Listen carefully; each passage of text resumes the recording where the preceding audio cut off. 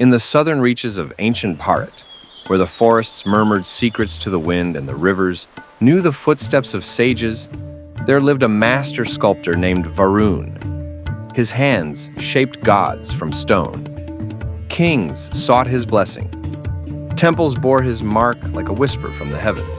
He walked with the pride of one who believed his art rivaled creation itself. One morning, a messenger arrived from the distant kingdom of Amaravati. The king desired a statue of Saraswati, goddess of wisdom, for his new temple. It was to be Varun's greatest work. Varun accepted with a smile that barely concealed his pride. He chose the whitest marble. He fasted, he prayed, he carved day and night.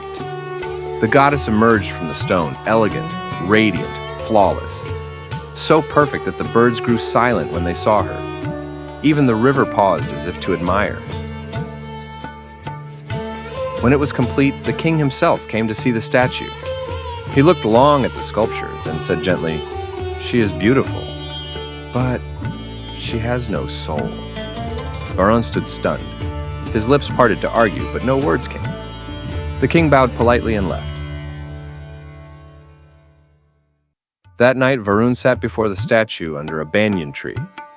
He stared at her serene face, her still hands holding the veena. But now, she seemed cold, empty.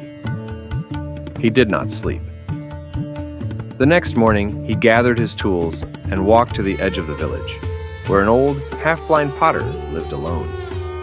The potter was shaping a simple clay bowl. Varun watched him work in silence. The potter smiled and said, "The bowl must be empty to be useful." Varun bowed, not to the potter, but to the moment. He returned to the temple. He did not touch the statue, but he sat before it day after day in silence, until his pride fell away like dust from stone. Only then did he understand. A true offering is not made by the hand, but by the absence of self. Pride is a shadow that follows us when we walk toward the light of our own greatness. It whispers, "You are the doer, you are the creator." But the ancient sages of India taught, "You are not the doer, you are the witness."